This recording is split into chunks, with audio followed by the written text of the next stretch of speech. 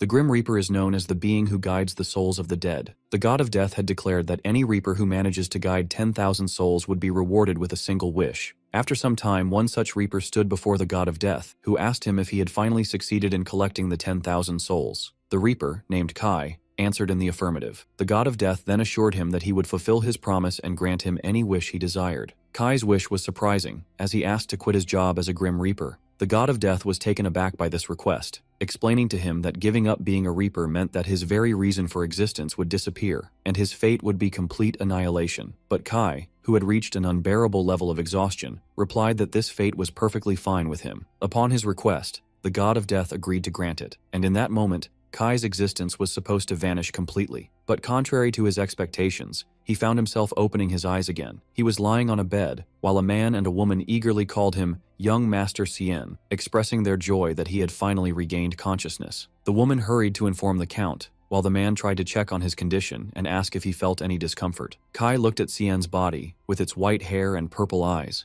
bewildered and wondering to himself why he had returned to life after wishing for annihilation. To understand what is happening, the scene goes back in time 17 years, to a dark forest at night, where two armed men managed to find a runaway slave and her child. The men spoke rudely to the mother, asserting that she was mistaken if she thought she could escape from them. The mother tearfully begged them, admitting her mistake, which was driven by her fear that her child would live a life of slavery like her. She pleaded with them to kill her if they wished, but to leave her child alone. One of the men coldly told her not to worry, they wouldn't kill the child, then added with a cynical smile, wondering why they would kill a valuable asset. He explained in a harsh tone that they would take the child and enslave him to death, just as her life had been. The mother collapsed as she imagined the brutal fate awaiting her baby, whom she had hoped to give a dignified life as a human being. In the depths of her despair, she wondered about the reason for their miserable lives, and raised her voice in prayer, pleading with any power, whether a god, an angel, or even a devil, to intervene and save her child. In that moment,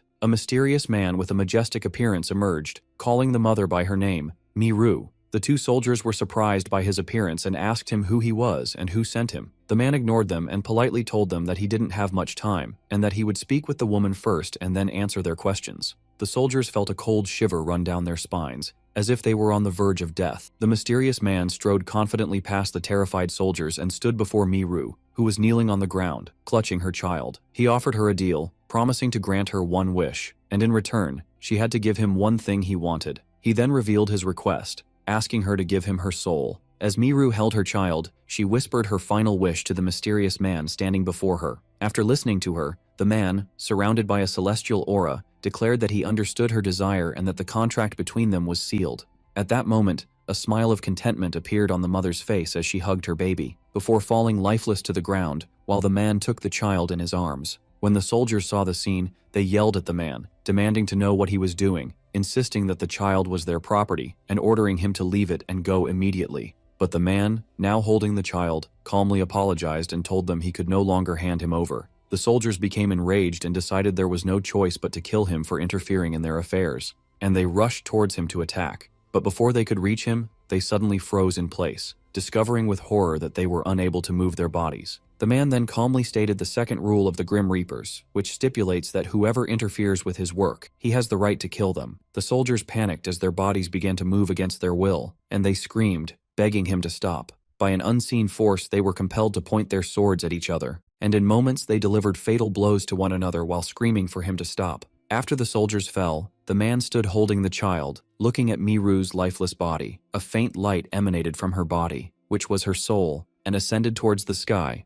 as the man told us that this was the 9,999th soul he had collected. He looked at the baby, who was extending his small hand towards his face, and muttered to himself that he had taken on a troublesome wish, then walked away, realizing he didn't have much time left. 16 years later, a young red-haired girl called out to someone as Appa and asked if he was home, and a voice from inside replied that he was. The girl, named Jazeth, entered carrying a basket and complained that Kai didn't greet her warmly. Kai replied coolly, asking if he looked like an old man who couldn't hear well, assuring her he could hear her even if she called him softly. He then added that it was illogical to greet her warmly every time, especially since she visited him several times a day. Jazeth protested, saying anyone else would be happy to have her visit and would welcome her warmly, so Kai coldly suggested she go to them then. Jazeth became flustered and told him that's not what she meant, finally admitting she just wished Kai would show her more affection. Meanwhile, Kai was busy carving a wooden statue, ignoring her words. Joseph threw herself on the sofa, but Kai immediately scolded her, ordering her not to lie down before washing her hands and feet, which made her complain that he was a very strict person. He then asked her why she was visiting. She told him that her mother was not well and that her left arm had been hurting since last night and was still bothering her even after waking up.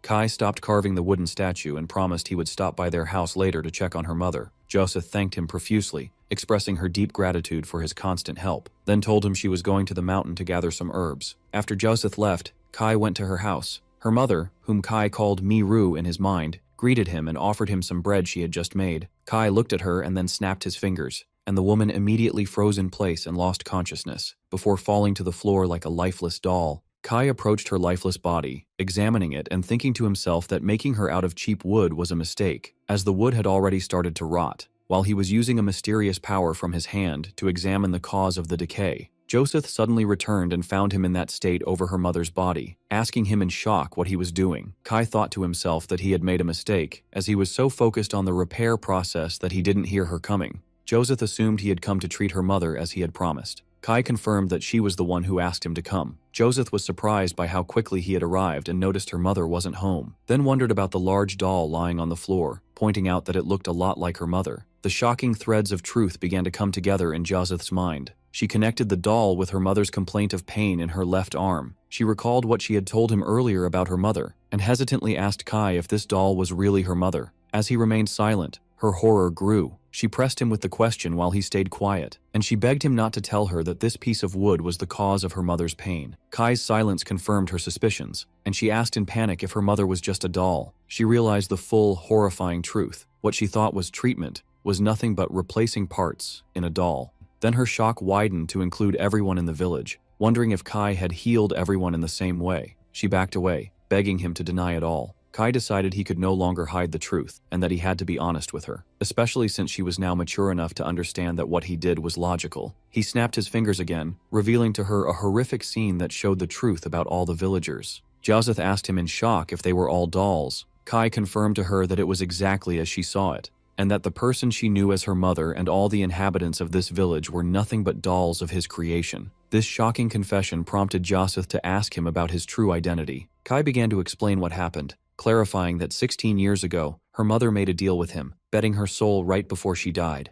Her mother's wish was for her daughter Joseph to live a life where she wouldn't be harmed by people, and not to live a humiliating life like hers, but to be loved by everyone. Kai added that he knew that even saints couldn't live a life filled only with love among humans, and for that reason, he created an entire village just for her, a village that would ensure she would never be hurt. Joseph broke down and asked him in despair if he meant her entire life had been a lie. She wondered what she was supposed to believe in and love now, if her mother, everyone in the village, and even he, were just a fake puppet show. In the midst of her despair, she began to doubt her own existence, wondering if she herself was a real person. She asked Kai directly if she was also a doll of his creation. Kai reassured her and confirmed that she was not a doll, reminding her that he created the entire village for her. But Joseph could no longer believe anything he said. In a desperate attempt to prove her reality, she grabbed a dagger and demanded proof that she wasn't a doll. She slightly cut her neck, and when she saw the blood flowing, she confirmed with relief that she had been a real human all along. She fell into his arms and asked him why he did all this.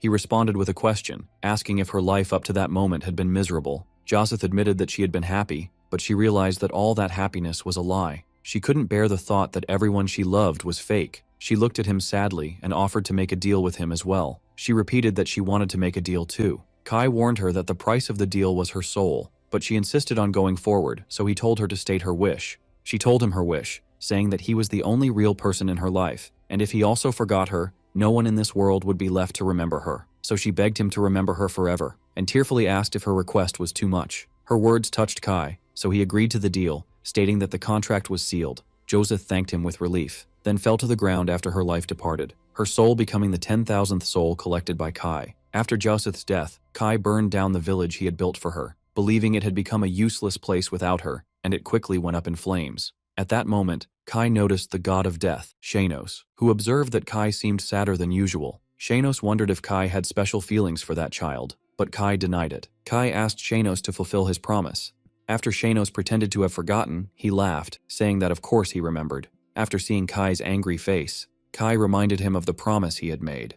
to grant him one wish upon guiding the 10,000th soul. Shanos explained that he made this a general rule to improve the efficiency of other Reapers, then agreed to grant Kai's wish and asked him to state it. Kai's wish was to quit his job. He repeated his request again. Shanos was surprised and reminded him that giving up being a Reaper meant his annihilation, but Kai replied that he had already faced death 10,000 times. And when Shanos asked if he was tired, Kai confirmed it. It is revealed here that Kai was a unique Reaper. When a human soul is chosen to become a Reaper, it loses all its memories and transforms into a Grim Reaper, but Kai retained all his memories. This difference is what led him to adopt the deals approach in his work. Instead of forcing souls to follow him or leaving them to perish, he would grant them their last wish to lead them peacefully, allowing even souls who died unjustly to accept their fate. But these human feelings were constantly draining and hurting him, making him feel exhausted faster than others. Returning to the present, Shanos asked Kai one last time if he wanted to reconsider, but Kai insisted on his wish. Shanos agreed to grant him his wish, and Kai thanked him. Shanos warned him not to regret it later, then bid him farewell with the cryptic words, "See you again."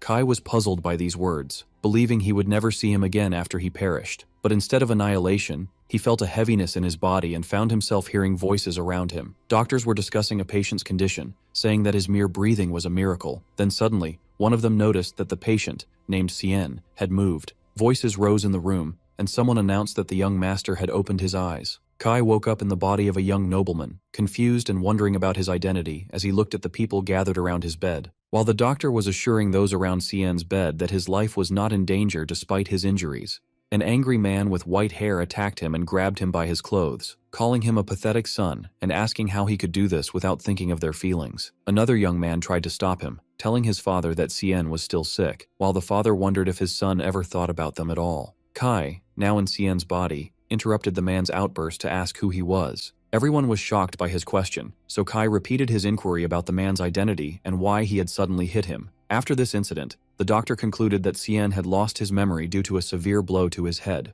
When Seian's father, Count Shuritan, asked about a cure, the doctor replied that there was no solution but to wait for his memory to return naturally. His older brother, Lucian Shuritan, then asked if there were any other problems, and the doctor reassured him that Seian's physical condition was surprisingly good and there were no life-threatening injuries. Kai realized at that moment that he had entered the body of this person named Seian, and concluded that the one responsible for all this was the god of death, Shanos. When his brother Lucian approached him to ask how he was, Kai replied coldly, telling him to leave the room and stop asking useless questions. He also asked his father and the doctor to leave, reasoning that their loud voices were giving him a headache, and demanding they all get out. Faced with this strange behavior, everyone decided to let him rest, and left the room. As soon as he was alone, Kai called out for Shanos, who appeared before him instantly. Shanos cheerfully asked if he was looking for him. Kai confronted him angrily, asking the meaning of what had happened, to which Shanos coolly replied that he had granted his wish. Shanos explained that Kai's wish was to end his life as a Grim Reaper, which is exactly what he did. This twisted interpretation angered Kai so much that he asked if he could hit him. Kai then asked about the fate of the body's original owner, and Shanos told him that he had died. Shanos explained that the boy was destined to die in an accident, and the moment his soul left his body, he inserted Kai's soul in its place, describing the timing as perfect. Kai didn't understand why he was being forced to live in a human body, so Shanos revealed his true motive with a wide grin, saying it wouldn't be fun if Kai's existence simply vanished.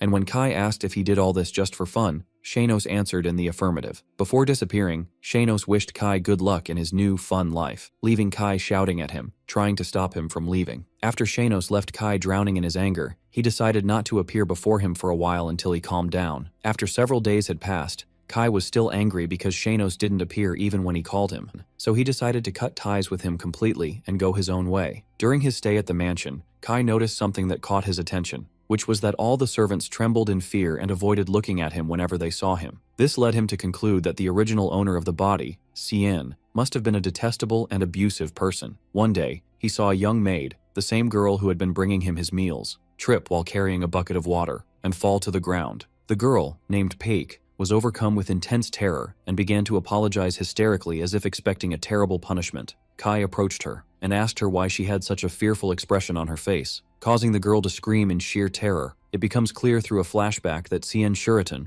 the second son of the Count, was known for his angelic beauty in his youth, but his true nature didn't take long to emerge. Records revealed his cruelty. He had burned the eyes of a maid just because she dared to smile at him when he was only 11 years old. Since then, many servants who worked for him suffered injuries, disfigurements, and beatings that nearly killed them, and it was common for them to be fired in a pitiful state. Because of this cruelty, everyone nicknamed him the Little Demon of the Count's House. Returning to the present, Paik was imagining the worst-case scenarios, believing he would cut off her hands or legs. But Kai asked her to give him her hand. Despite her intense fear, she extended her trembling hand to him, begging him for mercy as she imagined he would cut it off. Kai surprised her when he healed the wounds on her hands, then told her that this was just first aid, and she should treat the wound properly to avoid leaving a scar. Kai's surprises didn't stop there. He pointed out some threads and dust on her clothes, and advised her to keep herself clean. When another maid saw what happened, she rushed over to Paik to check on her, while the latter fled in shock. Kai watched her, thinking that she reminded him of Joseph because of her age and clumsy nature. Later, the maids were talking about the sudden change in young Master Seian's personality, noting that he had become gentle recently, and they wondered if he had seen the gates of hell and decided to repent. The maids continue their conversation, with one of them sarcastically remarking that given Seian's demonic temper, it's likely that hell itself couldn't stand him and kicked him out.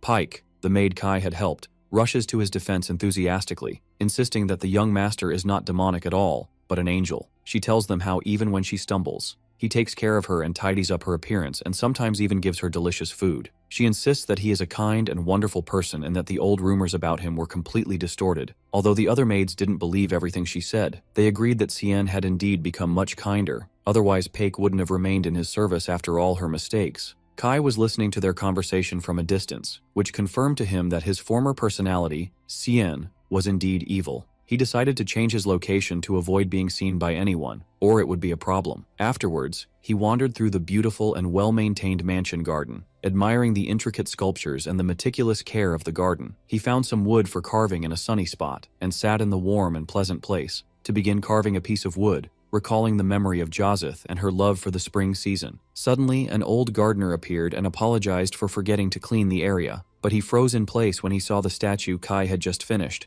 which was a perfect replica of Joseph. The gardener was mesmerized by the precision and beauty of the statue, wondering about the identity of the skilled sculptor who made it. Kai looked at the statue and vowed to himself that he would never forget Joseph in this new life, however long or short, thus fulfilling his final promise to her. That evening, Count Shuritan was in his office, surprised by the large number of nobles who had confirmed their attendance at the small social gathering he was organizing. His aide explained that the reason was a rumor that the former Duke Farhan would be attending the party, which astonished and shocked the Count. Later, Lucian informed his brother Kai that guests would be coming to the mansion. He explained that it was just a small social gathering for some nobles with their children, and that their father wanted him to at least greet them. Uncharacteristically, Kai agreed to attend, which surprised Lucian, who commented that Seian never liked such gatherings. Kai replied that he would attend this time to decide what to do in the future, so Lucian advised him to take it easy since he had just recovered. Before Lucian left, he placed a hand on Kai's shoulder, expressing his genuine concern, which made Kai feel a strange, unfamiliar sensation, the feeling of family warmth. A few days later, the party was held, and the turnout was unexpectedly large. Count Shuritan welcomed Count Iklo, who commented on the size of the crowd.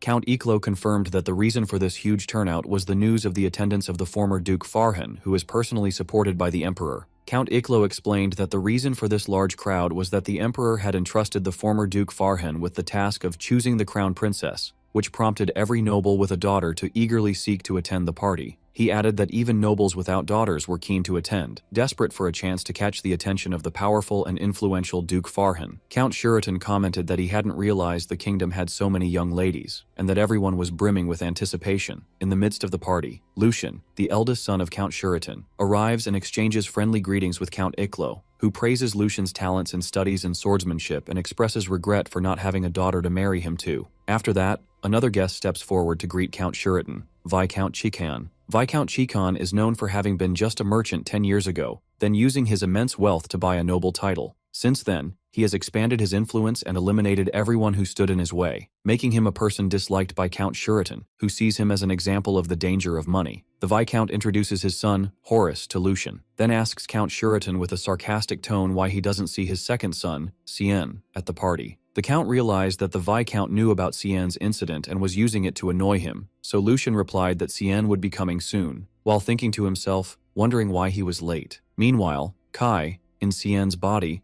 was completely lost within the mansion's premises. He had almost forgotten a strange trait that had long been a part of him. He was terrible with directions. After circling the mansion 10 times without finding the ballroom and without spotting a single servant to guide him, he decided to give up, thinking his absence wouldn't be the end of the world. Kai sat on the outer stairs and watched the sunset, a sight that Joseph used to love, and insisted on watching with him every evening. He looked at the sky and remembered his promise to her that he would always remember her just by looking at the sky. At that moment, an elderly man approached him and asked what he was doing alone in this place. Kai replied sharply, wondering if the man was old because he was asking a question he already knew the answer to, as it was obvious he was watching the sunset. The man was impressed by Kai's wit and sharp tongue, and admitted he had approached out of curiosity because Kai's gaze at the sunset seemed incredibly deep, deeper than that of an old man who had lived for decades, which was strange for a young man in his mid-teens. The man rephrased his question, inquiring why a young man was sitting alone in sorrow, to which Kai answered frankly, "I got lost." The man assumed Kai was one of the guests, but Kai denied it,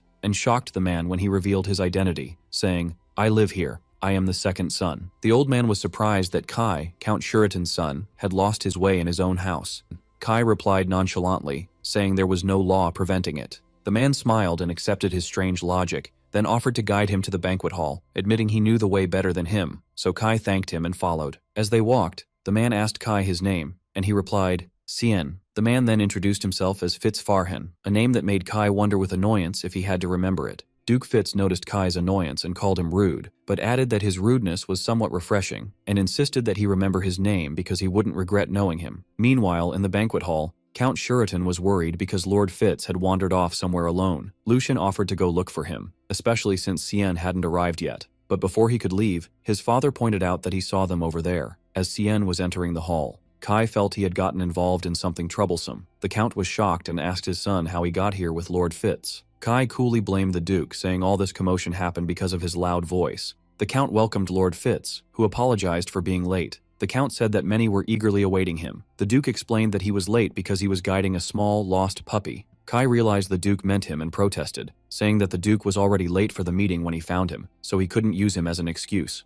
This response angered the Count, who scolded his son for speaking rudely to Lord Fitz, and offered his deepest apologies to the Duke, admitting he had failed to raise his son well. But the Duke laughed and said he wasn't bothered at all. In fact, he was enjoying himself for the first time in a while thanks to this boy who made his way to the hall not boring. This response left the Count and Lucian bewildered. Lucian stepped forward and formally introduced himself to Duke Fitz, who began to observe the two brothers. The Duke recalled the famous rumors about the Count's sons. One was talented, and the other was a little demon who only brought trouble, but he found that the troublemaker he met today was nothing like the rumors. The Duke realized that although he couldn't judge a person from a brief encounter, his long experience allowed him to read men's characters through their words, actions, and the look in their eyes. He concluded that this boy, Seian, possessed an immense and unusual power, so much so that he himself could not measure it. The Duke turned to his friend, the Count, and praised him, saying he had raised his son exceptionally well. The Count was surprised by this praise. He was used to hearing praise for Lucian, but praise for Seian was a rare thing.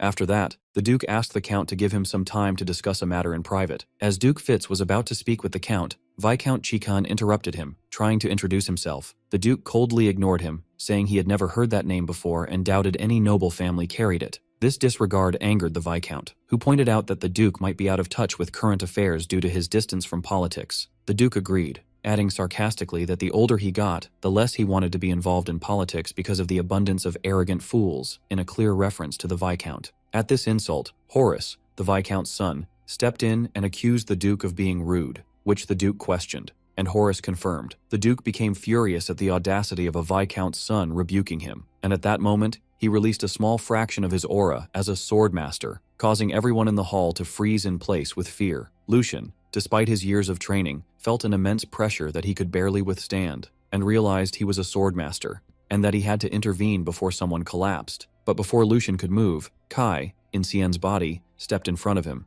Kai didn't come to fight the Duke, but calmly pointed out that there was some grass and hair on his clothes, advising him that if he wanted to scold others on etiquette, he should look presentable first. He then began to dust off his clothes, wondering sarcastically how the Duke could be so dirty when he was the one who had been sitting on the grass. The Duke replied that excessive perfection isn't good, and that small flaws make people feel at ease, to which Kai retorted, asking if he was confusing filth with friendliness. This situation angered Horace, who called Kai a scoundrel, while the Duke asked Kai if he intended to hit him. Kai replied coolly that he wouldn't mind, but the Duke should wash his hands first. At this scene, the Count was terrified by his son's behavior, while Viscount Chikan forced his son Horace to bow and leave. After they left, the Duke commented that Horace was glaring at Kai with a murderous look, to which Kai sarcastically replied that the Duke's eyesight must be failing. This situation left the Count and Lucian in a state of shock, with the Count remarking that Seian seemed completely different. After that, the Duke regained his seriousness and asked the Count for a quiet place to talk. As they were walking away, Lucian called out to his brother and asked with concern if he was okay after being exposed to the Swordmaster's aura. Kai reassured him that he was fine for now. This simple answer deeply moved Lucian, who felt overjoyed and thought to himself how nice his brother was, and how he had spoken to him normally without hatred or disdain for the first time in a long while. Remembering that his little brother was his most precious possession, the last gift his mother had left him, Lucian reflected on their relationship. He remembered how he had wished they could be close since childhood, but the inferiority complex Seian felt towards him caused his personality to become more twisted over time. As the hatred grew in Seian's eyes whenever he looked at him, Lucian found no choice but to give up on trying to get closer. Lucian was overjoyed that he could now be by his brother's side in a comfortable atmosphere, so much so that he was almost happy that Seian had lost his memory. And when Kai, in Seian's body, announced he was going back to his room, Lucian felt disappointed, thinking his brother was avoiding him again, and that his hopes were just an illusion. But Kai stopped, suddenly grabbed his wrist and apologized, admitting he didn't know the way back and asking him to accompany him just this once. This was the first time his brother had asked him for something, so Lucian was overcome with immense joy and agreed immediately. Meanwhile, in a private room, Duke Fitz revealed to Count Shuritan the real reason for his visit, which was to choose someone to be by the Crown Prince's side. The Count thought he meant choosing the Crown Princess, but the Duke denied it, explaining that he came to look for a friend for the prince, someone who could curb his fiery temper. The Duke explained that Prince Edith, the strong candidate to inherit the throne, possessed all the qualifications, from swordsmanship skills to academic abilities, but his only flaw was his sharp temper and his inability to control his anger, to the point where he might kill anyone who spoke carelessly about him. For this reason, the Duke suggested to the Emperor to place someone beside the prince who could calm his nature, especially since the prince was known for not forming any personal relationships. The Count realized that this was the reason for the Duke's visit. The Duke admitted that he initially thought of Lucian, with his calm and steady personality, to be a companion for the prince, but he soon realized he was mistaken, as he feared that Lucian's ice-cold personality might provoke the prince's fiery anger instead of calming it, and one of them might get hurt as a result of this clash.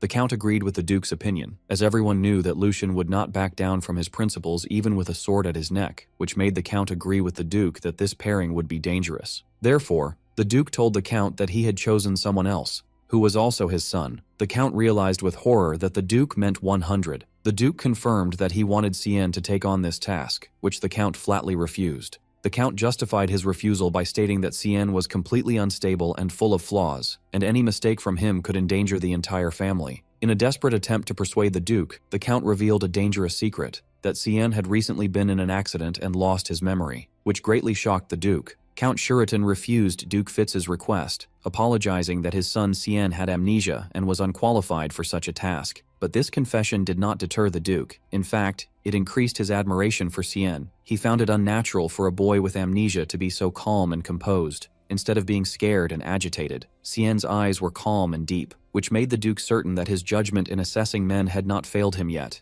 and that this boy was a true gem. The Duke told the Count that he saw no problem with the memory loss. In fact, he felt he had made an excellent choice. He asked him to think about it, admitting that he had taken a liking to the boy. Later, the Count met with his two sons, Lucian and Kai, and explained to them that the Duke had come to find a suitable friend for Prince Edith. Kai scoffed to himself at the idea of a prince needing someone to find a friend for him, while Lucian asked his father why he was telling him this. The Count revealed that the Duke wanted Seian to take on this task. Kai and Lucian were both shocked. Kai thought the Duke had gone senile, while Lucian flatly refused the idea. The Count tried to persuade Lucian that this was for the family's benefit, but Lucian protested, refusing, and reminding him that Prince Edith was known for his fiery temper and intolerance for the slightest mistakes, and he questioned how a boy with amnesia could be sent to such a person. The Count admitted he was hesitant at first, but changed his mind after thinking it over, believing that the Duke must have his reasons for choosing Seian. Lucian offered to go in his brother's place, but his father refused. In the midst of their argument, Kai suddenly interrupted them, announcing his agreement to go. His father was shocked and asked if he was serious. Kai justified his decision by saying the task didn't seem difficult as it only required visiting the prince from time to time to talk with him. Lucian and his father tried to warn him of the danger and that any mistake could cost him his life, but Kai insisted on his position. He said that since he had been a nuisance to the family and nicknamed the Little Demon, this might be a good opportunity to do something useful. He then left the room, leaving his father to ponder his words and think that his son might have truly changed. A few days later, Kai arrived at the Imperial Palace. He was amazed by the sheer size of the place. And then he spotted Prince Edith, who was practicing his swordsmanship. He decided not to interrupt him and sat down to wait nearby. But he soon dozed off under the warm sun. He woke up to the prince's voice, who was boldly commenting on his courage for sleeping in the prince's training grounds. Kai asked him who he was, and then tried to leave, but the prince stopped him. The prince asked Kai if he needed a friend, to which Kai replied that he would leave and tell everyone the prince had kicked him out and didn't need a friend like him. This response angered the prince, who drew his sword and placed it on Kai's neck, warning him that he would kill him if he turned his back on him again without permission.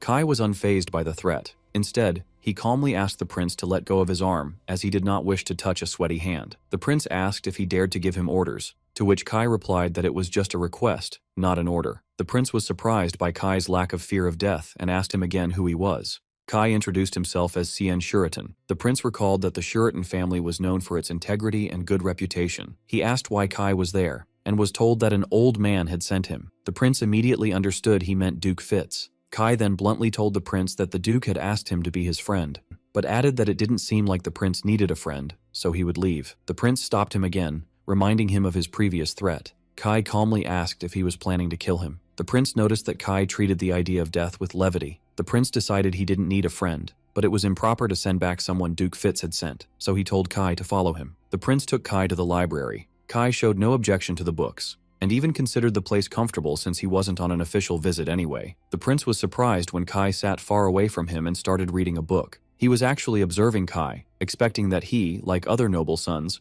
would try to flatter him to win his favor, and that this disregard was just a strategy to get his attention. But 3 hours passed, and Kai didn't lift his eyes from his book, as if he had completely forgotten the prince's existence. The prince felt deeply insulted. This was the first time anyone had treated him with such disregard. He decided to see how long Kai could continue to sit in silence, beginning a silent test of wills between them. After some time, the prince put his foot out, causing a servant carrying tea to trip and almost fall. But before he could hit the ground, Kai used a mysterious and invisible power to stop him and restore his balance without anyone noticing. The prince was shocked by what he saw, and didn't know how the servant had suddenly regained his balance. Kai advised the servant, without looking up from his book, to always watch his step. Meanwhile, the prince wondered if Kai was the one who did it, but he quickly dismissed the idea. After drinking his tea, Kai announced that he would be leaving and would return the next day. The prince was surprised by Kai's insistence on coming every day just to spend his time reading, to which Kai replied that he had to be polite to his elders for the time being. As Kai was leaving, the prince wondered in confusion about the truth of this mysterious young man. This routine continued for several days,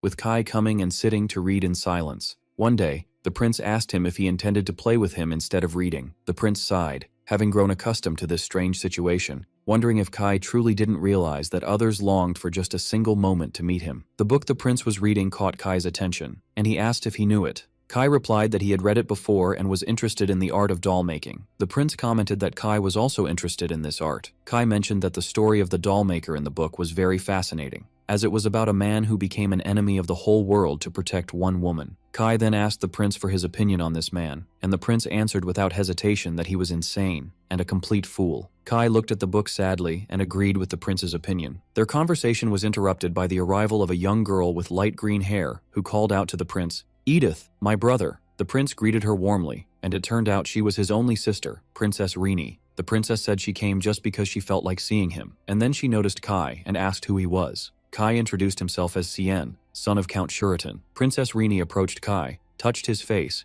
and remarked that he was even more beautiful than women. It is narrated that Princess Rini was very much loved by the Emperor and Prince Edith, and thanks to this power supporting her, she was known for acting recklessly and without fear. Although Kai knew nothing about all this, from this brief encounter, he was certain of one thing about her. After meeting Princess Rini, Kai concluded to himself that she was the type of person one gets tired of knowing. He then gave her a slight bow and turned to leave, completely ignoring her. The princess was shocked by this disregard, especially since she had just praised him, and she shouted angrily while calling for her brother, Prince Edith. The prince told her she had to understand, as this was how Seian treated even him. This astonished the princess, Rini explained that when her brother is angry, she can't deal with him either, and what her brother hates most is being ignored. This situation piqued Princess Rini's curiosity. She found it surprising that Seian could ignore her brother the prince and get away with it, and she decided to keep him under her watch. Later, Seian returned to his room in the Shuritan mansion, where he found his brother Lucian with another young man. Lucian welcomed him and introduced his friend,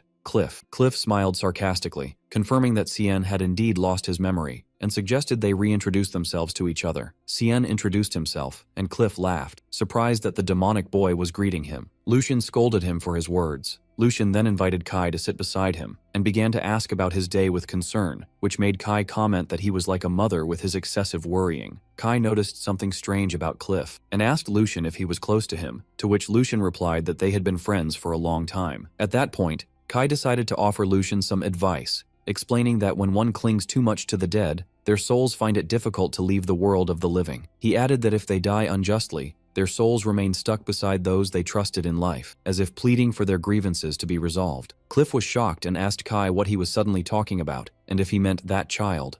Kai replied that he didn't know which child was meant, but he was sure that someone close to Cliff had died a very unjust death. In that moment, Kai felt the cold, emotionless gaze of a grim reaper. Cliff asked Kai in a panic how he knew about that person's death, and if he had investigated him, which was strange for someone who didn't even remember his own name. Cliff rephrased his question, "How did you know there was a dead person near me?" Kai realized he had gotten involved in something and quickly made up an excuse, saying that since his near-death experience in the recent accident, he had become able to see the souls of the dead. Lucian showed his concern for Kai. Kai explained that when he first saw Cliff, he saw a soul stuck around him. Cliff asked him in shock if he had seen Justin's form. Kai denied it, explaining that he only sees a mass of light, a dead soul, and doesn't know if it's a boy or a girl. He then added a terrifying truth, which was that he could also see the Grim Reaper waiting to take that soul. Cliff refused to believe Kai's ridiculous story, to which Kai coolly replied that it was up to him whether to believe it or not. But he added one last piece of information, explaining that a soul that refuses to follow a Grim Reaper is destined to fade away after a certain period. Therefore, the best solution for a soul that died unjustly and is clinging to the world is to resolve its lingering regret so it can depart peacefully. At this point, a concerned Lucian asked his friend Cliff what was happening, reminding him that Justin was his little cousin. Cliff confirmed this and began to tell the story. A few months ago, his uncle, Count Devlin, suddenly collapsed due to chest pains and his health did not recover easily. As a result, his eldest son, Justin, was chosen as the heir to the title, but a month ago, Justin suddenly disappeared. The family thought he had run away out of fear of shouldering the responsibility of the title, especially after a letter from him was found in which he confessed his lack of confidence in his ability to lead the family. As a result of his disappearance, Pelison, their cousin from their uncle's second marriage, became the center of attention and support. But Cliff believed that the Justin he knew was not weak enough to abandon his duties and run away, and he was certain he would return. But now, after hearing Kai's words, he was terrified by the thought that his cousin might be dead. Kai commented that the story seemed clear from his perspective. Cliff asked if he suspected his aunt, his uncle's wife, and Kai pointed out that the scenario was common: a half-brother and the eldest son who has the right of succession. Cliff passionately defended his aunt, saying that Aunt Ija was not that type of person, and that she always treated Justin like her own son, so much so that Justin would boast about her every time they met. After hearing the story, Kai decided to himself to stay out of it, as he didn't want to interfere in the details of a soul that had nothing to do with him. But he felt annoyed seeing that sad, lingering soul, wondering if his sense of responsibility as a former Grim Reaper was still inside him. Kai sighed and told Cliff that in his opinion, the answer was already clear, but he offered to conduct a test. That would require a little help from Count Devlin. The scene shifts to show Aunt Ija sneaking quietly at night until she reaches her destination. The scene shifts to Shanos meeting Aunt Ija in a secret place. The aunt asks him if the piece is not ready yet, and he replies that it is now ready. He welcomed her and took her to a dark room, where he revealed the piece she had requested from him. It was a doll identical to her son, Justin. The mother was moved as she saw the doll call her mom, and she told Kai it was perfect. Kai told her he was glad she was satisfied and that the payment would be later, as he would come to collect it himself. The lady agreed, then called the doll Justin to come to her side. After Shanos delivered the doll to Lady Aja, he reminded her of their promise, the payment, and left. Kai appeared behind him, and Kai thanked him for his help. Shanos cheerfully replied that he was ready to help any time because it was fun, but Kai coolly commented that Shanos seemed to have too much free time. Kai pointed out that Shanos, who had ignored his repeated calls, appeared immediately when he promised to stop being angry in exchange for his help with this task. Shanos praised Kai's amazing doll-making skills, to which Kai explained that the credit went to Shanos himself for not erasing his memories before he entered this body. Shanos reminded him that Kai was the one who asked him not to erase his memories. Shanos asked if he regretted it and offered to erase them for him now, but Kai refused, saying that remembering what happened for the rest of his life was the punishment he imposed on himself for being a pathetic fool. Shanos mocked him, saying he held a grudge, to which Kai replied that he chose annihilation to stop doing such pathetic things, and wondered who insisted on bringing him back to life. And when Shanos jokingly threatened to show him the meaning of a real grudge, he suddenly changed the subject and commented on how beautiful the weather was, even though it was raining, which made Kai think he should have cut ties with him completely. Meanwhile, at the Devlin mansion, the servants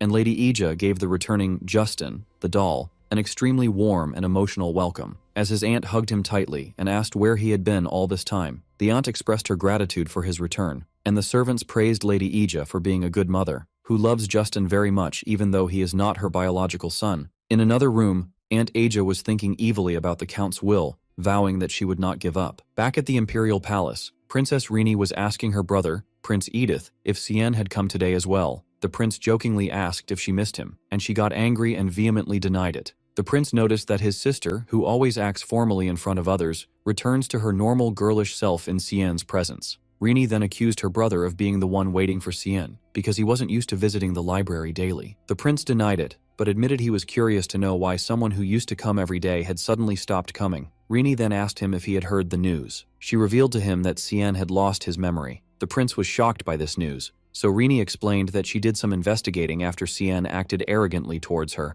and discovered he had recently been in an accident and lost his memory, and that the news was confirmed by the servants of the Shuritan mansion. The prince was bewildered, wondering how someone with amnesia could be so calm and composed. He asked his sister for details about the accident, and she replied with a smile, asking if he was curious. Princess Rini continued to tease her brother, Prince Edith, telling him that if he was curious about Seian's accident, he should investigate it himself, and that she wouldn't tell him easily as punishment for teasing her. Then she left him, in a state of anger and frustration. Meanwhile, at the Shuritan mansion, Cliff rushed to Kai, and excitedly told him that Justin had indeed returned, just as he said. Cliff was in disbelief, wondering how this could happen, but Kai, who was reading a book, calmly reminded him that he had asked him not to ask any questions. Cliff remained confused, wondering if the returnee was truly Justin. Cliff couldn't contain himself and grabbed Kai, demanding answers. But Lucian intervened and asked his friend to stop because he was bothering Seian. Kai repeated his warning that he would not allow any questions on this matter. After that, Cliff explained the plan that Kai had devised. Kai had suggested they ask Count Devlin to write a will with a specific content,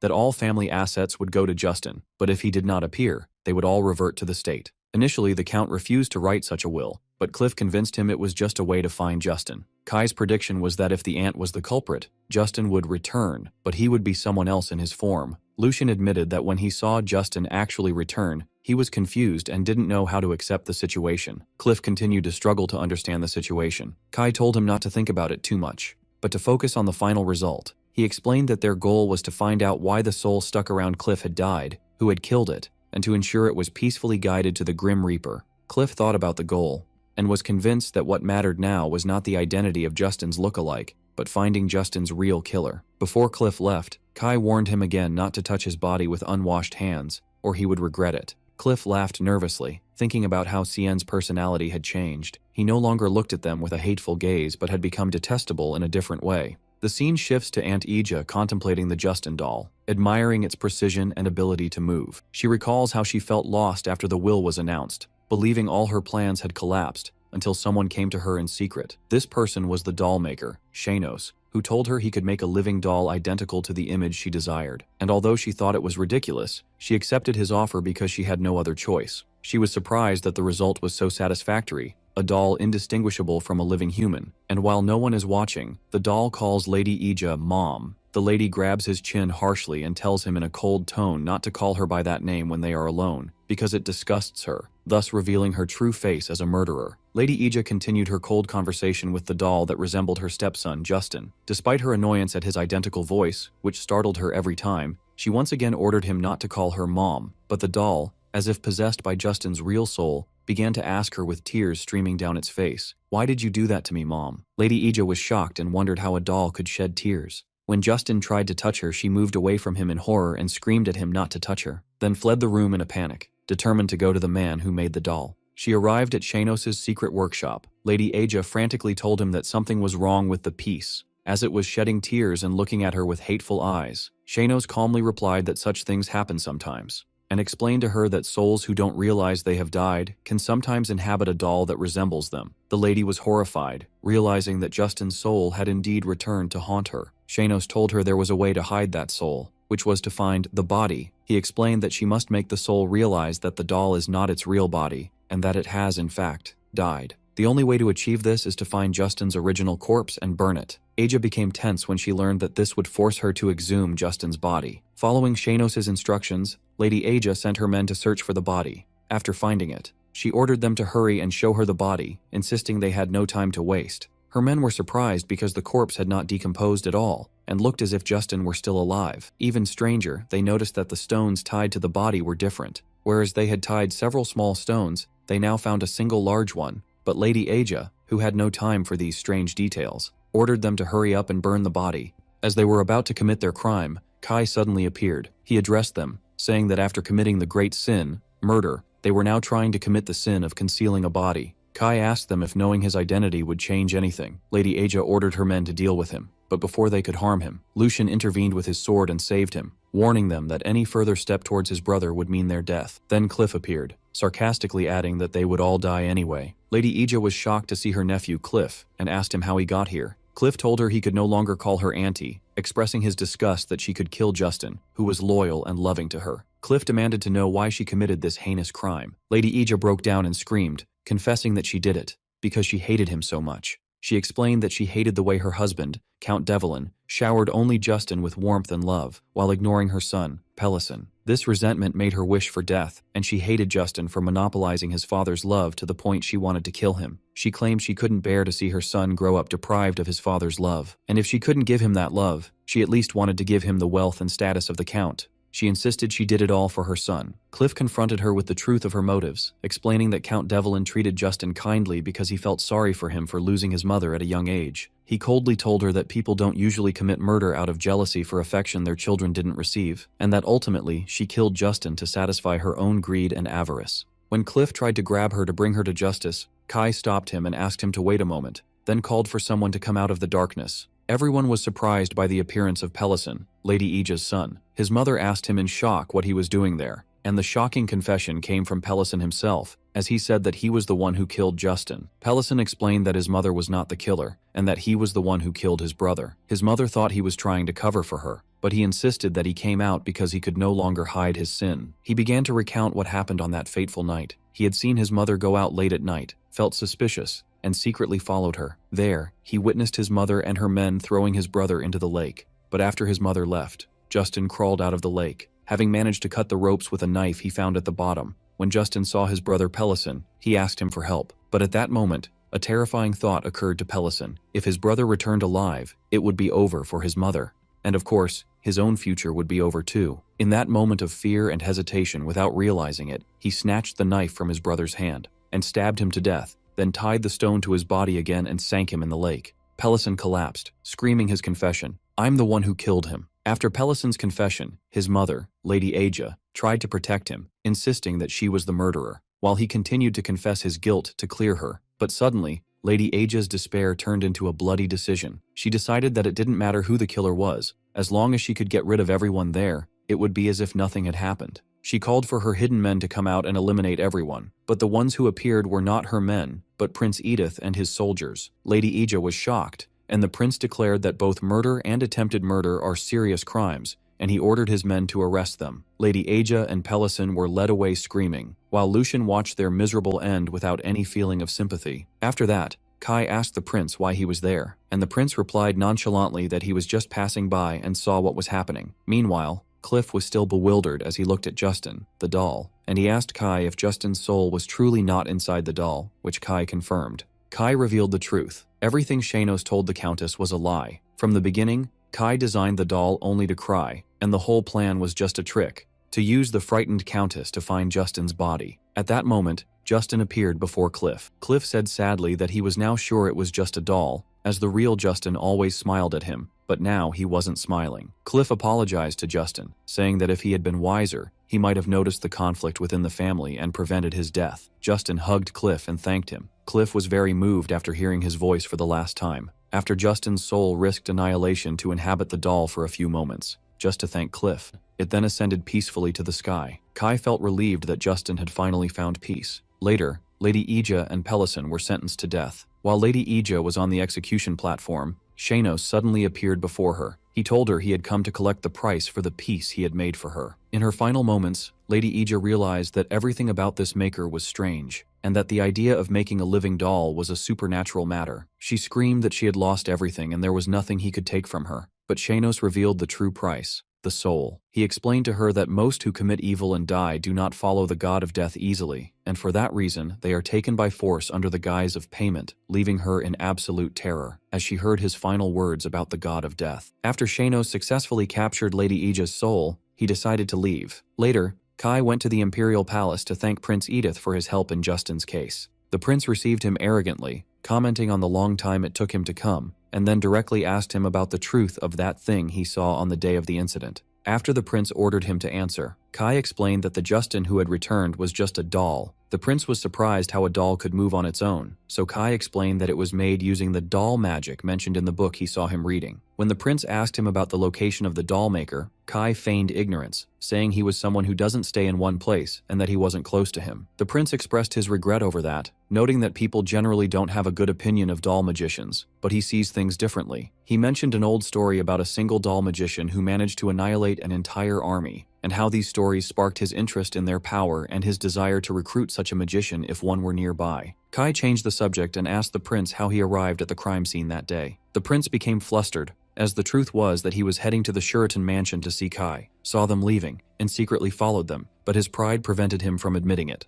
So he stuck to his first story and insisted it was just a coincidence. Kai gave him a pitying look, realizing he was lying, and commented that he was better at reading people's expressions than he expected. The prince started to feel foolish whenever he spoke with Kai. The prince was bewildered, not understanding why Kai chose to do that, despite his nature and personality. The prince then returned to asking Kai about his memory loss. He asked if he remembered nothing about the incident he caused, and when Kai confirmed, the prince asked if he wasn't curious to know what happened. Before he could tell him, Kai interrupted, saying he didn't want to hear it from him. But at that moment, Princess Rini appeared, and offered to tell him the truth about the incident herself. Kai realized there was no escape from hearing the story, so the princess told him the shocking truth. It is said that he jumped from a building of his own free will. Kai was shocked by this revelation. Later, the princess was complaining to her brother about Seian's indifferent reaction to the news of his suicide attempt, and how she had put so much effort into investigating in the hope of breaking his composure. The prince told her that her actions were like those of children, who annoy the person whose attention they want to attract. The princess got angry and denied it, but she pointed out that he too pays a lot of attention to Seian. At that, the prince admitted to himself, hating to do so, that he was very interested in that mysterious young man. Prince Edith and Princess Rini continued their conversation about Seian. The prince admitted that there was something that worried him about Seian, explaining that he doesn't seem like the type to attempt suicide. Even if someone loses their memory,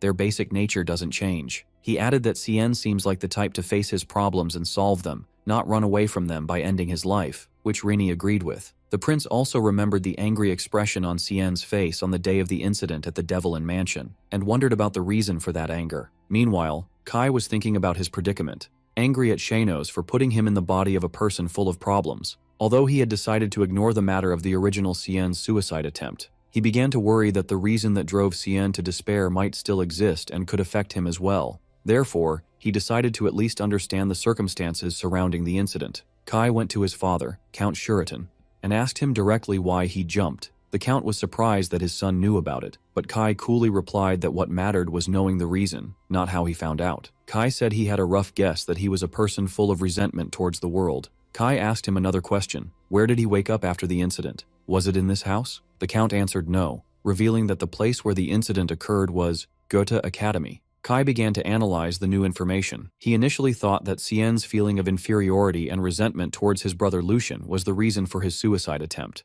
But the incident happening at the academy and not at home suggested there was another reason. As he was walking in the garden thinking, he heard the sound of carving, and found the old gardener he had met before. Kai noticed that the gardener looked tired, and soon the man staggered and almost fell from exhaustion. Kai rushed to help him, and the gardener was surprised to see young Master Seian. Kai advised him to rest in the shade because working under the hot sun had affected him. When Kai disappeared for a moment, the gardener wondered where he had gone. Then Kai returned with a basin of water. Kai explained the importance of drinking water in the summer, and the gardener thanked him, who could never have imagined that a day would come when he would drink water brought to him by the young master himself. When Kai suggested that the gardener take the rest of the day off, the man hesitated, saying that the lady was about to return. بالتأكيد إليك ترجمة الجزء الجديد من القصة. Kai began to wonder about the identity of the lady the gardener had mentioned, concluding that she must be the lady of the Shuritan mansion, whom he had not seen even once. The gardener explained to him that the lady takes great interest in the garden and always wants to see it looking different and new, which is why a new garden must be completed before her return, leaving him no time to rest during this season. The gardener then hurried to assure him that he meant no offense, and that the lady was a refined person and the problem lay in his own shortcomings.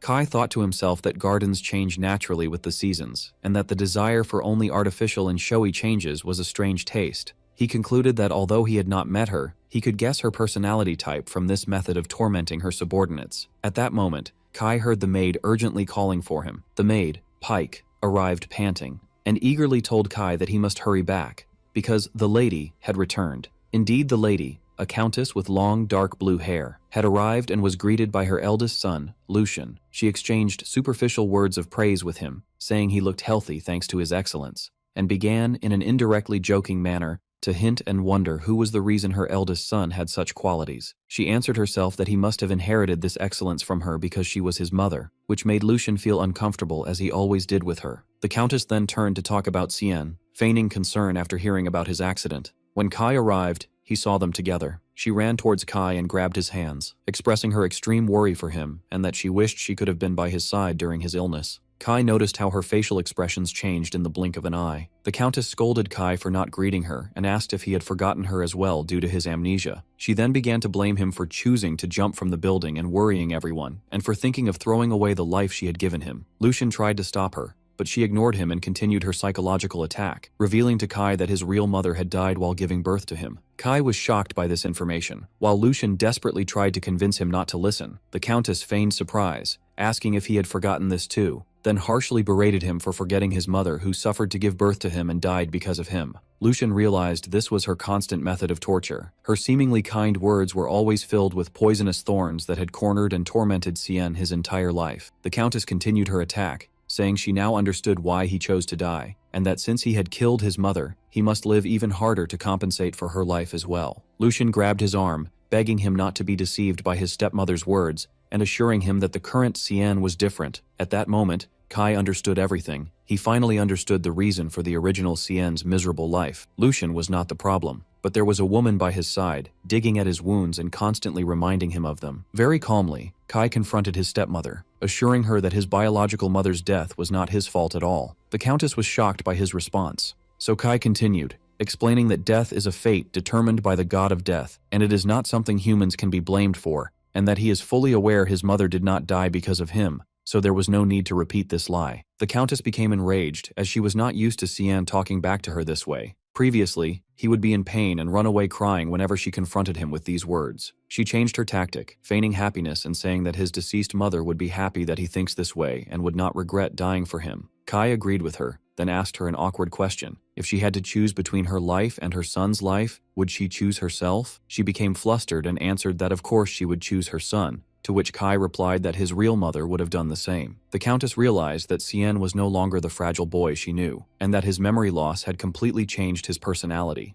At that moment, Lucian burst out laughing with sheer joy. When his mother asked him why he was laughing, he apologized, saying that what Seian said was something he had wished to hear from him for a long time, and that he laughed out of extreme happiness. This further angered the countess, who scolded Lucian for his response, and accused the two brothers of ganging up to mock her, and threatened to tell their father. Faced with this situation, and after her reputation had been shaken in front of the servants who were watching the scene, the countess announced she was tired and would withdraw to her room, but she vowed to herself to get revenge on Seian. After she left, Kai commented that he hadn't said anything funny, but Lucian assured him that he was happy, and that it was the happiest day of his life. Later, in a meeting with his father, Kai announced his decision to return to Gotha Academy. His father was shocked and asked why he wanted to go back there, to which Kai replied that he should at least get his graduation certificate. Lucian begged him to stay, but Kai insisted, saying he had matters to investigate there as well. The Count agreed to his decision, considering it the first time his son had made a decision for himself, and that he now had the strength to decide his own affairs. When he asked him about the departure date, Kai replied that he would leave the next day, which further shocked Lucian. After Kai made up his mind, he reassured his brother Lucian, who understood his decision, and asked him to stop overreacting. The next morning, Lucian found that his brother had already left,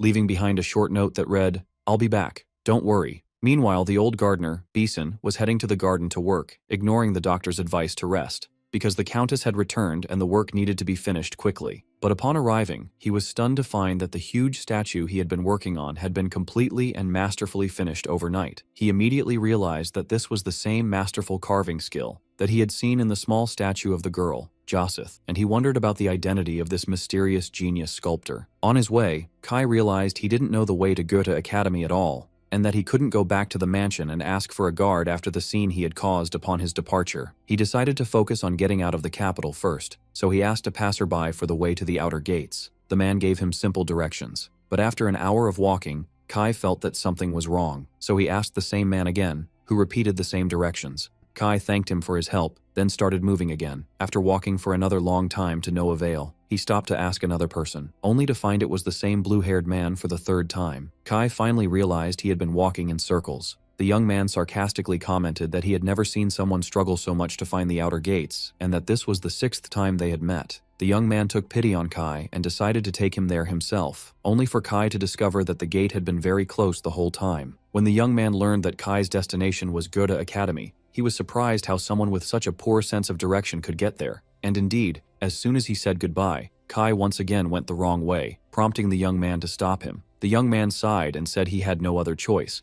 and since he was heading the same way, he would accompany him to the academy. This excessive kindness aroused Kai's suspicion, and he told him that he was not the type to accept excessive generosity without a reason. The blue-haired young man stopped Kai again as he was heading the wrong way, grabbed the reins of his horse, and told him that he would accompany him since they were going in the same direction. Although Kai understood that the young man was trying to guide him without admitting it, he decided to follow him because he was completely lost. They rode together on their horses in complete silence. The young man thought to himself how Kai was treating him as if he didn't exist even though he was guiding him, and that he had a special talent for annoying those who helped him. He wondered why he continued to help him even though he was annoying. He concluded that he was doing it because he seemed so weak and helpless that he feared he might one day find him lost on the other side of the continent if he left him alone, remembering a previous encounter they had in their childhood. Nevertheless, he found Kai's self-confidence and direct attitude to be interesting. When they arrived at an inn, the innkeeper, Tina, welcomed them and asked if they wanted one room. They both quickly asserted that they were not together, and then Kai requested separate rooms, meals, and bathwater. Tina explained that she was getting ready to serve them. After showing the young man and Kai to their rooms, she returned to prepare their food. Troublesome men appeared and started looking for her, causing a commotion. Tina tried to hide from them, because her father had asked her to avoid them destroying the place. The blue-haired young man and Kai appeared behind her, and distracted her by pretending to be hungry. Tina moved to prepare their food, and the troublemakers rejoiced when they saw she had finally appeared. Tina apologized to Kai and the young man for the lack of space in her tavern and asked them to share a table. But one of the troublesome men grabbed her violently. Tina asked him to let her go, but he continued to harass her. Her father tried to defend her, but the assailant pushed him hard and knocked him to the ground. The assailant then grabbed Tina again. While she screamed for help, the blue-haired young man intervened in the brawl, grabbed the assailant's wrist, and calmly asked him to let the girl go so he could eat his food. The assailant thought this young man was wishing for death, and since he was eager for a fight, he decided to grant him his wish. Kai's cold comment that the assailant wouldn't enjoy the fight puzzled the man. The young man grabbed the assailant and told him that he doesn't look for trouble, but he doesn't run from it either. Then he crushed his hand with great force, making the man scream in pain. The assailant's companions were shocked by this unexpected strength. As one of them tried to attack him from behind, the young man skillfully revealed a dagger and cut the attacker's hand, advising him to be grateful it wasn't his right hand. At that moment, the assailant recognized the identity of the blue-haired young man from his fighting style using 2 daggers and his incredible speed. He screamed in terror, asking if he was Jaren of the Black Mercenary Guild. Jaren is known as a legendary figure who rose to the rank of an S-class mercenary using only 2 small daggers. And despite his friendly appearance, he is famous for his cruelty and ruthlessness. The assailant realized he had picked the wrong person to antagonize, and in a desperate attempt, he decided to attack directly. But he suddenly passed by Jaren, and Kai appeared behind him, putting a knife to his neck. Jaren hadn't yet realized that the attacker's only concern was to take a hostage. In a moment of confusion, the attacker managed to grab Kai and use him as a hostage. But Kai, instead of being scared, very calmly asked the kidnapper a strange question. Isn't it customary when taking a hostage to choose a woman or an elderly person? He then wondered why he chose him, and if he looked weaker than that girl.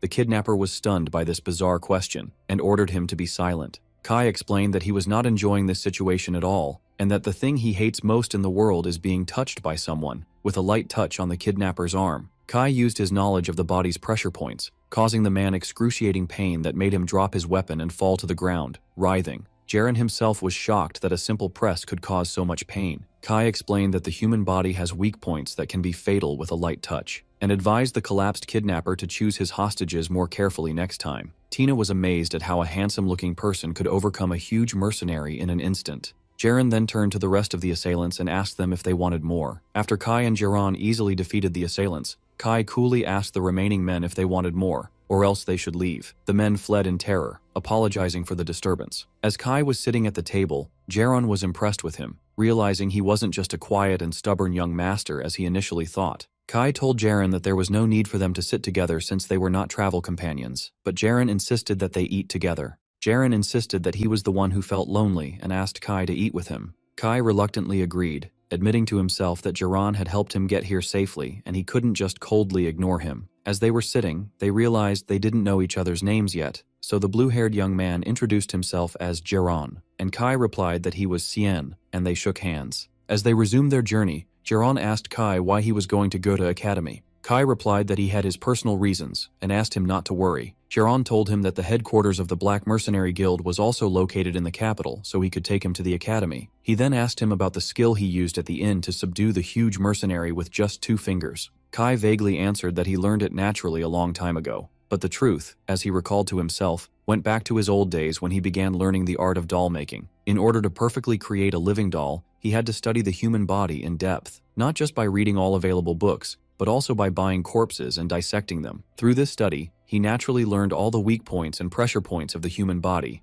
but he decided not to tell Jaren all of this. They continued talking together for a long time until time passed quickly. When they arrived at a village called Abli, where they planned to spend the night, Kai suddenly stopped with a look of horror in his eyes. Kai had seen a clear vision. On that day, all the inhabitants of this village would die. At the village inn, Kai was absent-minded, so Jaren asked him if they really had to stay there. Jaren pointed out that the sun had set, and the next village was half a day away, meaning leaving now would force them to spend the night in the open. Jaren spoke to Kai with a curious tone, noticing that his face had been troubled for a while. Then he asked where he was going. Kai replied that he was just going out for some fresh air. Jaren asked Kai to let him accompany him, but Kai calmly explained that he preferred to go out alone to think about something, and there he saw what confirmed his vision. The village was teeming with grim reapers. Kai wondered why he should care about this, as he was no longer a reaper and had no responsibility. He decided that all he had to do was leave early in the morning, but as he was about to return to the inn, a little girl grabbed his clothes. While Kai was lost in his thoughts, a little girl interrupted him and offered him a piece of candy. Kai asked her why, and she replied that she saw he looked sad.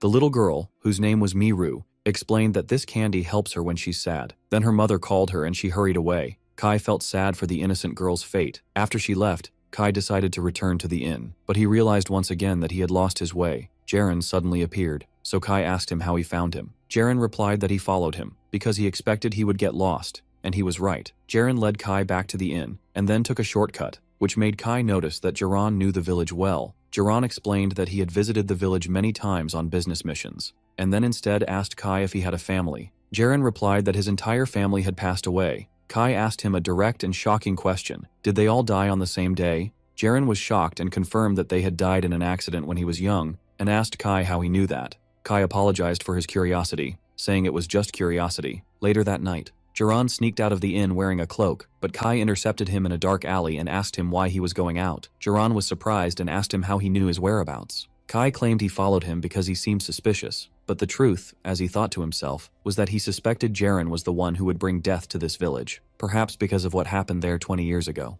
Kai's suspicions were confirmed. Jaren was that child he had met 20 years ago. Kai, with his memory as a former Grim Reaper, recalled the details of the tragic incident. He had visited this village 20 years ago because of a terrible plague that was spreading. The villagers, who depended on travelers for their livelihood, were afraid that news of the plague would destroy their economy, so they committed a horrific crime. They took Jaren's family, who were the first to be infected, and buried them alive to hide the matter. Jiran's family had sensed their tragic fate and secretly sent their young son, Jiran, the only one who was not infected, out of the village to save him. But the little boy saw everything and witnessed the murder of his entire family at the hands of his neighbors. Kai continued to narrate Jiran's tragic story, explaining how that little boy witnessed his parents and sister being buried alive by the villagers. The boy fled to save his life, but he returned years later with his heart burning with hatred and a desire for revenge. His plan was to poison the well and kill everyone in the village. Returning to the present, Jiran admitted that everything Kai said was true and that what he was doing was just revenge, but he asked Kai again how he knew all this.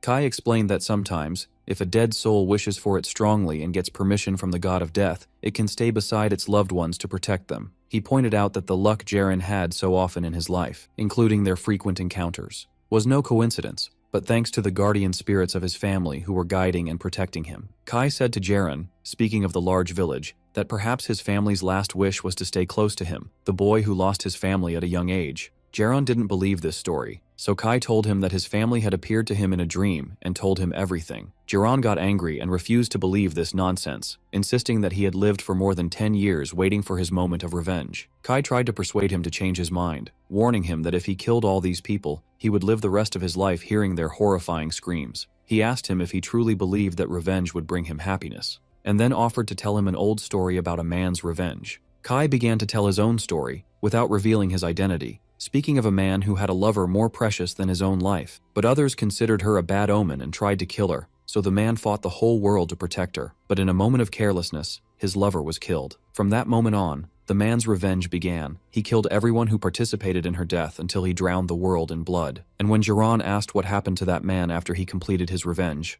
Kai replied that he looked at the world he had destroyed with his own hands and chose death. Kai told Jiran that he wouldn't stop him, but he wanted to clarify one truth. Revenge does not lead to happiness or liberation, but to more misery and a horrific connection to the past. These words affected Jiran, who began to doubt the desire he had held onto for so long, and he wondered if this was the end he wanted, or what his family would have wished for him. When Kai saw his confusion, he offered to leave the matter to him. He asked him to take the poison and keep it, and to give himself time to think. He promised him that if, after careful consideration, he decided that revenge was still more important than his happiness, he could come back to him, and he would give him the poison without a word. Jiran agreed, and handed the poison to Kai. In return, Kai gave him the piece of candy he had taken from the little girl, telling him that someone once told him this was the best medicine when one is sad. Jiran looked at the piece of candy in his hand and burst into hysterical laughter that turned into tears. Then he calmed down a bit, muttering that this was a terrible medicine. In that moment, he felt the presence of his family's guardian spirits comforting him. Later, Shanos appeared, telling him that he had done something incredible. That night, while Kai was in his room, Shanos appeared before him. Shanos scolded him, saying he heard he had caused a lot of trouble. Kai denied doing anything, which infuriated Shanos, who wondered how he could say that after making many Grim Reapers,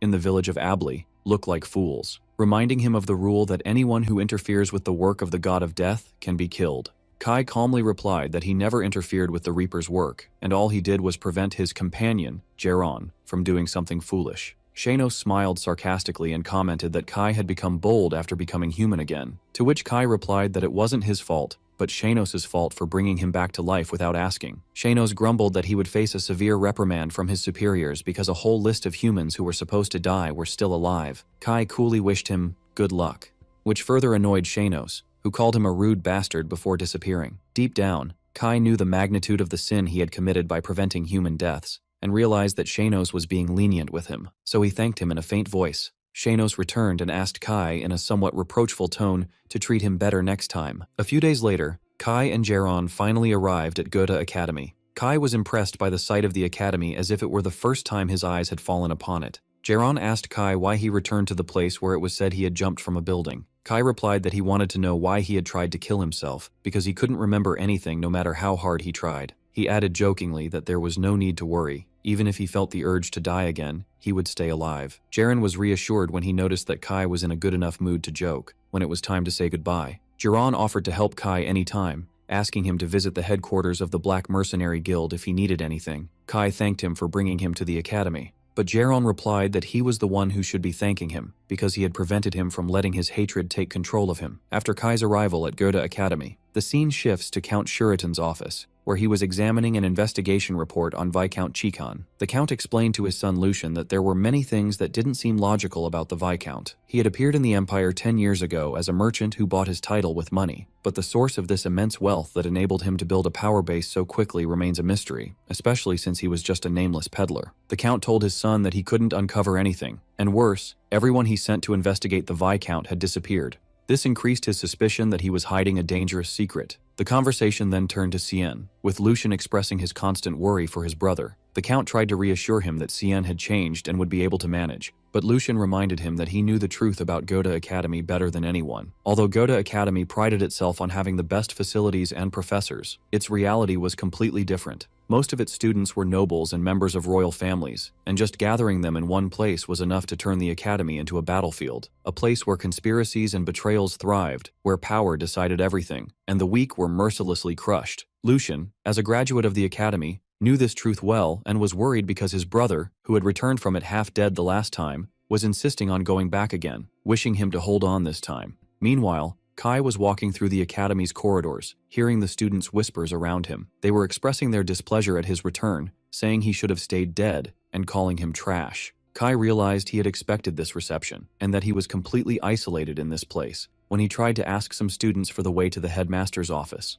they ignored him and ran away. As he was perplexed, a young man with brown hair called out to him and offered to show him the way, although he didn't seem happy about it. In the headmaster's office, a fat man wearing a magician's hat greeted him with exaggerated enthusiasm and told him that he had received a letter from his father stating that Seian would be starting over after the accident that caused his memory loss. But the headmaster then asked a question that aroused Kai's suspicion, inquiring if there was anything else his father had sent with him. Kai replied that he thought the headmaster had already received all the news, which confused the headmaster, but Kai insisted on asking if there was something else he was expecting. But Kai told him that he had not brought anything else with him. The headmaster calmly told Kai that he could leave, reminding him to avoid causing any unnecessary trouble from now on, realizing that the man was expecting a bribe, a habit far from the Shuritan family, known for its integrity. At the door, he found the young man still waiting for him, who explained that they shared the same room and he was going to wait to guide him there. This young man was thinking about why he was waiting for Seian, as he didn't really like him. The original Seian was an annoying boy, strong against the weak and weak against the strong, and he always ignored and despised this young man for being a commoner. But he noticed that Seian had changed somehow after the accident.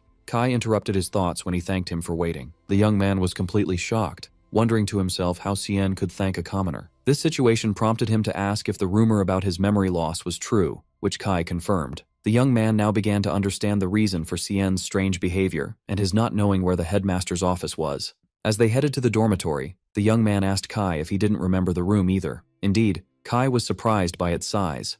The young man explained that the academy was famous for its good facilities and pointed to Kai's bed. He then asked if he remembered his name, and when Kai said no, the young man introduced himself as Kanto. Kai responded by introducing himself as well, which surprised Kanto again, as this was the first time Seian had introduced himself by name even though they had shared a room for a long time. Kanto asked Kai why he returned to the academy after leaving due to an accident. Kai answered clearly that he came back because he wanted to know the reason behind his suicide attempt, and that he had a feeling the reason was here at the academy. Kanto advised him that it would have been better to keep him away from the academy from the start. Kai added that facing and solving unresolved problems directly is the best way. Kanto was impressed by the courage of this response. Kai then asked him where the rags were, which confused Kanto, who didn't understand what he might need them for. Kai replied that he needed them for cleaning. The next morning, Kanto found Kai and asked him in amazement what had happened. He explained that when he woke up, he found Kai's side of the room sparkling clean, so much so that he could see his reflection on the floor, pointing out that although the original Seian was obsessed with cleanliness, he would never have thought of cleaning himself. Kai coolly replied that cleaning is a normal task,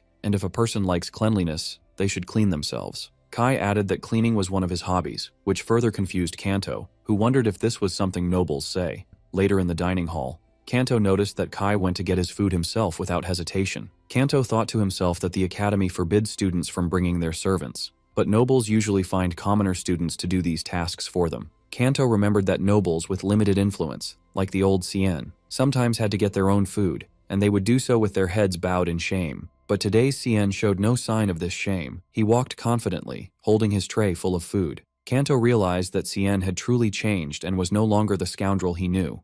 As Kai was looking for a place to sit, a student stuck his foot out to trip him. Kai immediately understood that the student wanted him to step on his foot to pass. Very calmly, Kai stepped hard on the student's foot, who screamed in pain. He angrily asked him what he was doing, to which Kai innocently replied if this was what he wanted. The student angrily told him to stop the nonsense. When Kai asked if he was trying to trip him, the student got flustered and backed down, afraid of starting trouble with the son of a count. Kai walked away, leaving the student to think about how the foolish Seian, who used to run away or glare angrily in the past, had changed. Kai joined Kanto, who was stifling his laughter, impressed by the way Kai had handled the situation, and felt that he would enjoy watching him in the coming days. Elsewhere, a student was telling his group's leader, Lord Elnus, about Seian's return. Elnus received the news with a sly smile, commenting that thanks to that bastard, he wouldn't be bored for a while. In the classroom, Kai found himself the target of the students' bullying as they continued to throw trash and papers at him. But when one of them threw a dirty rag at him, his patience ran out, and he threw it back at the person who threw it,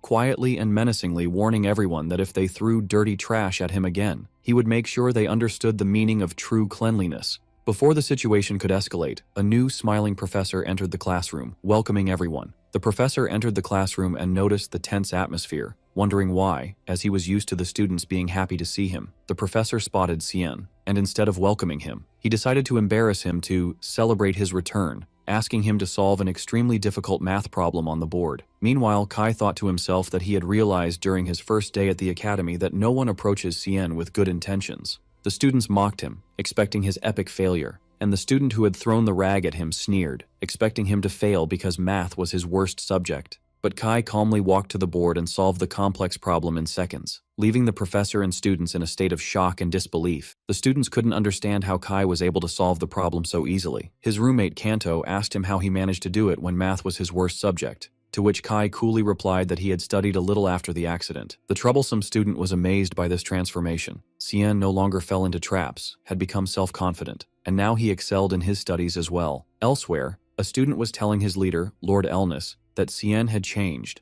Others agreed, noting that his aura had completely changed, and that he had become strangely cold. But Elnus refused to believe it, thinking the accident had only made him lose his sense of fear, and that he would go back to crying and begging him as soon as he saw him. Elnus ordered his men to bring Seian to him next time because he needed to talk to him. Later, Kanto found Kai sleeping in the academy's garden, and asked him why he was sleeping like that. Kai explained that he was tired of dealing with everyone trying to start trouble with him. As they were about to return to the dormitory, Kai suddenly stopped, and said thank you to an invisible person, explaining that he was thanking them for letting him share the space. Kanto was confused because he didn't see anyone, but in reality, a mysterious person was watching from a distance, and was shocked that Kai was able to notice his presence, the first time he had ever been discovered. Back in their room, Kanto asked Kai about the other person sharing their room, noting that he hadn't come back last night either. Kanto continued his talk with Kai, warning him about their third roommate. He explained that this person is the most dangerous student in the academy, and that no student who angered him has graduated safely. He added that this student shows no mercy to anyone regardless of their status, and has committed many horrific acts of violence. Despite all the trouble he causes, the academy has taken no action against him, leading everyone to assume he belongs to a very influential family. Kanto advised Kai to avoid him completely because his personality is extremely bad. Later,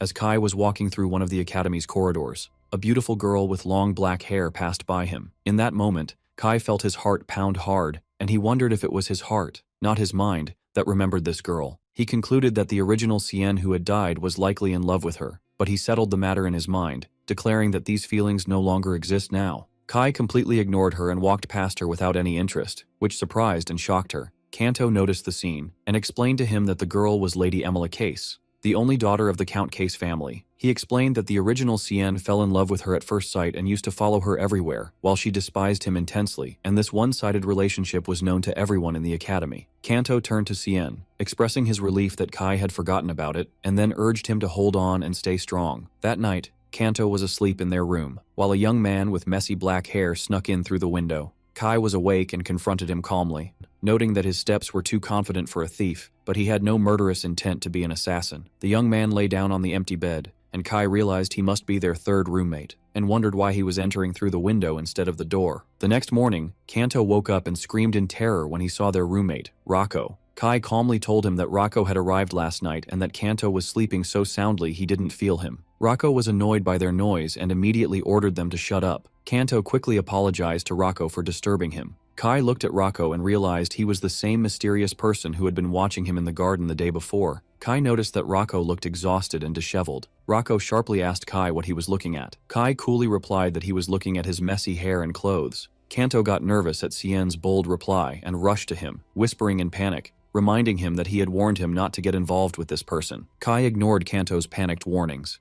and calmly asked their new roommate, Rocco, to use the door instead of the window in the future because entering like that at night was annoying. This comment angered Rocco, who grabbed Kai by his clothes while Kanto screamed in terror. But Kai, instead of being scared, put his hand on his head. Rocco didn't understand why he did that. Kai calmly apologized, explaining that he gets frustrated when he can't talk to someone while looking them in the eye, then suddenly changed the subject, saying it was time for breakfast. Kai invited Rocco to eat together, but Rocco told him to get lost, so Kanto asked Seian to stop provoking him. Kai ignored them and left, saying he would see them in class. Rocco was left bewildered, wondering about this strange young man. Kanto caught up with Kai and asked if he had lost his sense of fear along with his memory, reminding him how dangerous Rocco was and that the old Seian didn't even dare to look him in the eye. Kai sarcastically replied that he couldn't look him in the eye because his hair was covering them. In the dining hall, while Kanto was still trying to warn Kai, another student, Robin, interrupted them and told Kai that Lord Elnis wanted to see him. Kai pretended not to know him, so Robin got angry and ordered him to come to their club room right after class. After they left, Kai asked Kanto who Elnis was, and Kanto told him he was the person who had made the original Seian's life more difficult. Kanto began to tell the story. When Seian first enrolled in the academy, the students were interested in him for his striking beauty, but over time, due to his stubborn personality and inferiority complex, everyone gradually began to shun him. During that period,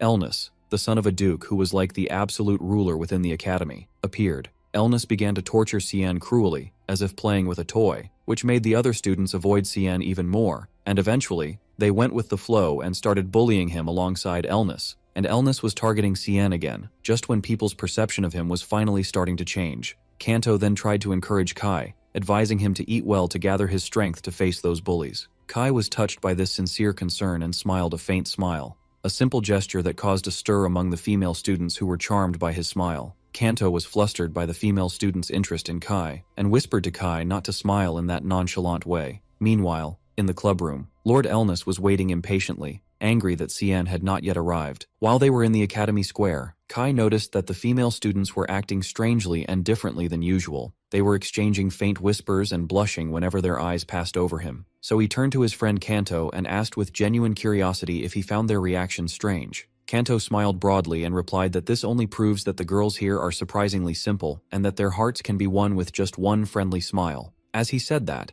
Kanto thought to himself that his friend Seian's, now Kai, appearance had always been undeniably attractive, but his real problem lay in his old personality, which was a mixture of pathetic stubbornness and introversion. But now, after his personality had radically changed and he had become calmer and more confident, it was not at all surprising that people were starting to show interest in him again, although the vast majority of them still felt confused by this sudden transformation and had mixed feelings towards him. Kanto reassured his friend Kai not to worry too much about these looks, simply explaining to him that the girls were doing it because they were starting to feel attracted to him. But Kai, who seemed uninterested in the matter, suddenly changed the subject, seriously wondering why he hadn't seen that person named Rocco in the classroom yet. As soon as Kai uttered the name Rocco, Kanto froze in place and his face turned pale as if he had heard the name of a ghost. And when Kai calmly added that he had heard Rocco was supposed to be in their same class, Kanto quickly and emphatically denied it, reminding him in a tense tone that he had told him time and again that Rocco was the #1 troublemaker in the academy, someone to be avoided at all costs.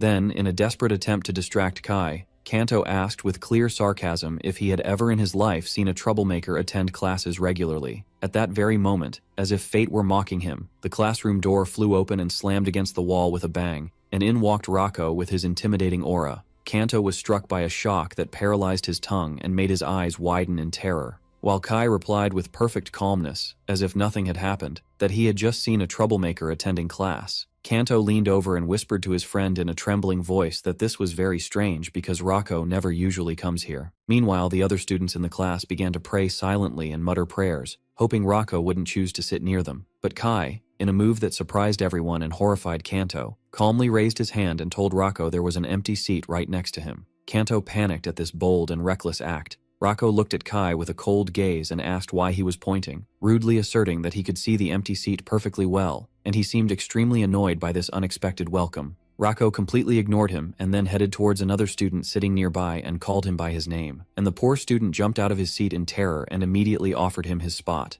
Kanto scolded his friend Kai in a low, barely audible voice, wondering why he kept doing this when he had repeatedly warned him to ignore Rako and not draw his attention. Kai replied with a faint, enigmatic smile that his gaze is naturally and involuntarily drawn to the only person in this place who has a rebellious and distinctive aura, and that he believes being around someone like him would certainly be an enjoyable experience. On a later day, as silence filled their shared room, Kanto asked Kai, who was lying on his bed engrossed in a book, about his plans for the day. Kai looked up from the book and calmly asked back if this day was special for some reason. Kanto enthusiastically explained that it was an official holiday with no classes and wondered in disbelief if Kai really intended to stay in his room all day. Kai confirmed that he indeed planned to do just that, but Kanto, full of energy, insisted that they go out together to enjoy the weather. And although Kai clearly told him he had no desire to go out, Kanto wouldn't take no for an answer, grabbing his hand and stubbornly pulling him out of the room. As soon as they were out on the street, bustling with life and sounds, Kanto expressed his immense joy at being out of the stuffy room, and suggested they head somewhere first for a light snack. Kai agreed with obvious indifference, but he had barely taken a few steps before he stopped abruptly and froze in place, staring with surprise and focus at something down the street. Kanto noticed his sudden stop and asked with genuine concern what was wrong with him, the worry clear on his face. Kai replied in a calm and direct voice that he had seen Rako.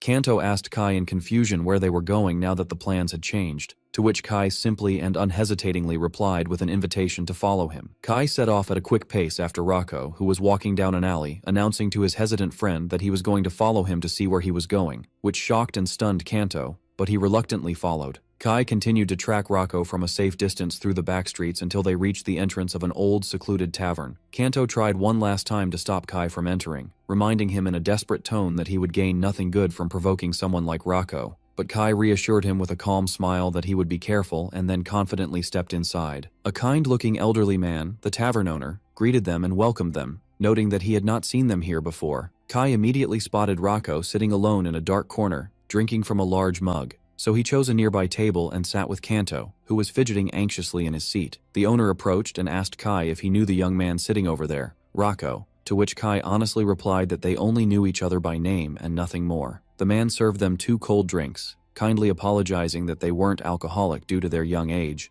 and invited them to drink as they pleased as they were his guests. Kai thanked him politely and then began to drink the beverage with a speed and veracity that astonished Kanto. As soon as Kai finished his drink, he suddenly and unexpectedly announced that they were leaving now, which confused Kanto, who asked him to wait a bit. Kai went to the owner to pay for the drinks he had served them, but the old man refused to take his money, explaining with a smile that it was all right since they were apparently Rako's friends. Kai replied with politeness and respect that they weren't friends yet, but he would gladly accept his generosity in the future when they truly became friends. After Kai and Kanto left the tavern, the owner chuckled softly and went over to Rako's table, telling him what Kai had just said, and commenting that this young man seemed like a really interesting person. But Rako replied with complete coldness, without lifting his eyes from his mug, that he was not interested at all. Outside, Kanto asked his friend Kai the reason for their quick departure after all the trouble he went through to get there. Kai calmly explained that he felt that place was like a private sanctuary for Rako, and that he had initially followed him out of pure curiosity to see where he was going, but he didn't want to invade the privacy of someone resting in their safe space. Kanto looked at his friend and was once again convinced that he was a truly eccentric person. He then urged him to hurry out of that dark back alley, about which there were bad rumors of muggings and theft. But before they could continue on their way, a sharp scream for help reached their ears from an adjacent alley. They rushed to look and saw a group of men surrounding 2 girls and clearly harassing them, and one of the girls was Amila, whom they knew. Kanto shouted with anger and worry that they must intervene and help the 2 girls immediately, but he was surprised by Kai's calm and indifferent reaction. Kai reminded his friend that they had seen Amila before as if it didn't concern him, at which point Kanto yelled at him angrily, pointing to the other girl who was trembling beside her. Kanto yelled at Kai, his voice filled with anger and panic, asserting that the girl standing there was his younger sister, and he wondered in utter shock how he could have forgotten the faces of his own family members so easily. In the midst of his extreme panic, Kanto realized they had no chance of defeating all those tough men on their own, so he turned to Kai and asked him to wait here while he went as fast as he could to get help from the guards. Kai remained standing motionless, repeating the words, younger sister, in confusion and bewilderment, as if he were hearing them for the first time. Meanwhile, the girl who was supposedly his sister was telling her friend Emila earlier how she had decided to go out with her for a walk in the city streets since there were no classes that day. She remembered hearing a rumor about a merchant selling rare and precious jewels deep in an alley, so she got curious and decided to go in a little to look for him. But unfortunately, she didn't find him, and suddenly, she and her friend found themselves violently pulled into a deserted, dark side alley by a group of intimidating-looking thugs. And the villains were smiling a terrifying smile that revealed their malicious and evil intentions towards the two girls. Emila, the girl's friend, tried to use her family's influence to threaten them by revealing her prestigious identity, but they paid no attention to her threat at all, and one of them told her with a sneer that they would get rid of her after they were done having fun with her in a secret place where no one could find her. Then he grabbed Kai's sister's face harshly, telling her to stop whining and crying. In a desperate, hopeless attempt to defend herself, Kai's sister gathered all her courage and bit the man's hand with unexpected force.